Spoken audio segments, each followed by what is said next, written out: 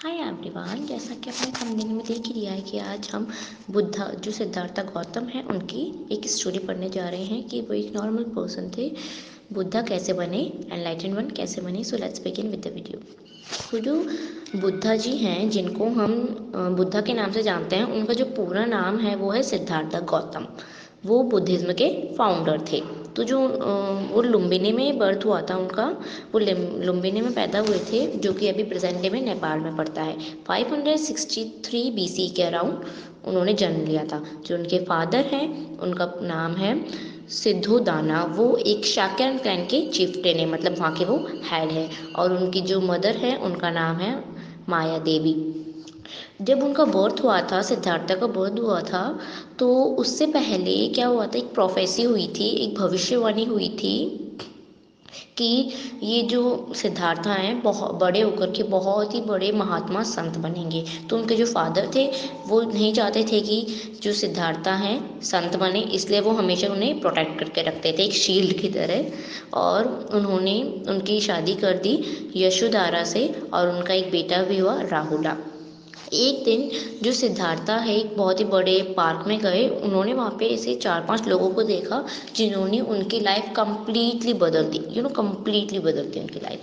तो उन्होंने एक ओल्ड मैन देखा, एक सिक मैन देखा, मतलब बीमार आदमी, एक कॉप्स देखी, मतलब एक डेड बॉडी, और एक तपस्वी देखा जो कि बहुत ही सैड था। तो इन सब को देख के उनकी लाइफ कम्प्लीटली चेंज हो गई। उन्होंने देखा कि यहाँ पे तो सभी सैड है, कोई भी खुश नहीं है, तो वो चाहते थे कि सब खुश रहें। तो वो उन्होंने डिसाइड किया कि अब मैं मेरी फैमिली को छोड़ दूंगा और सच्चाई की खोज में जाऊंगा। तो जब वो 29 ईयर्स के थे उस टाइम उन्होंने अपनी फैमिली को छोड़ दिया। अब वो बहुत सालों तक भटके कि वो एक तपस्या के लिए खोजे, तपस्या को पाए कि वो तपस्या करें। एक दिन गाया के नीचे, वो पीपल ट्री के नीचे बैठे थे। गाया एक जगह है जहाँ पे वो पीपल ट्री के नीचे बैठे थे, और वो 49 डेज के लिए डीप मेडिटेशन करते रहे वहाँ पे। तो जब 528 BC हुआ, जो सिद्धार्था है उन्हें आशीर्वाद मिल गया और वो तब से एनलाइटेड वन हो गए। अब वो 35 ईयर्स के थे, तो उन्हें क्या कहा जाता था, बुद्धा कहा जाता था, और एनलाइटेड वन कहा जाता था। तो ये तो हमने देखा कि वो बुद्धा कैसे बने। अब डॉक्टरीन, मतलब कि उन्होंने बहुत ही अच्छी अच्छी बातें बताई हैं, तो वो भी हम अभी देखते हैं। तो उन्होंने द बुद्धा डॉक्ट्रिन, मतलब कि बुद्धा ने बहुत सारे उपदेश दिए थे, बहुत सारी टीचिंग्स बताई थी। तो सबसे पहले उन्होंने जो अपना उपदेश दिया था वो डियर पार्क में दिया था, जो कि सारनाथ पे है, वाराणसी के पास में। तो उन्होंने 4 नोबल ट्रुथ बताए अपने उपदेश में, जो कि उनकी टीचिंग के मेन पार्ट थे। जैसे कि life is full of suffering, this suffering has a cause.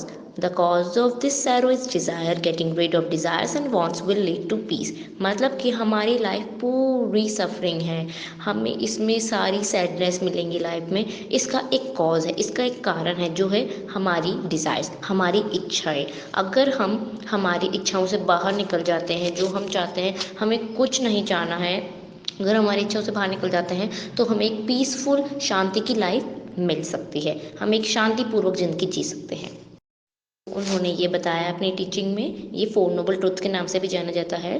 तो 40 ईयर्स के बाद, अपने एनलाइनमेंट के बाद, जो बुद्धा हैं वो अब कंट्री में घूम रहे थे, और वो लोगों को पढ़ा रहे थे कि हम सफरिंग और पेन, दुख, इन सब से बाहर कैसे आ सकते हैं, हमारी इच्छाएं और फ्रीडम, आज़ादी, इन सब के बारे में बता रहे थे।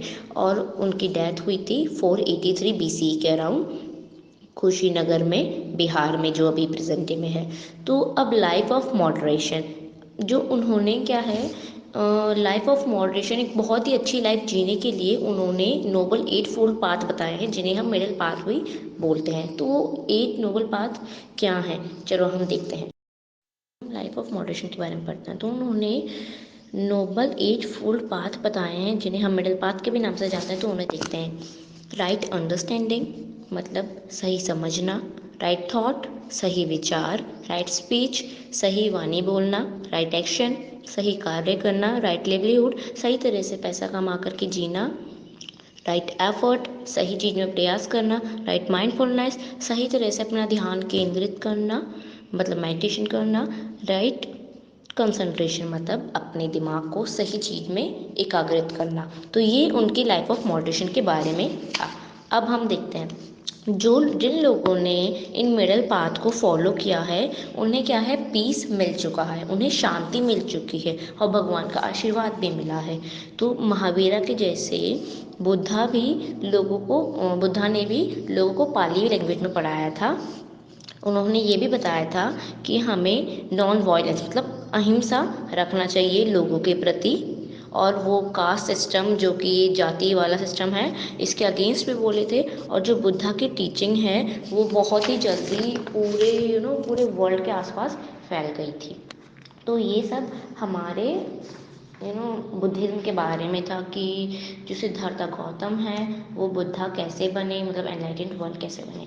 सो अगर आपको वीडियो अच्छी लगी हो तो प्लीज़ लाइक करना एंड कमेंट करके बताना कि आपको वीडियो कैसी लगी।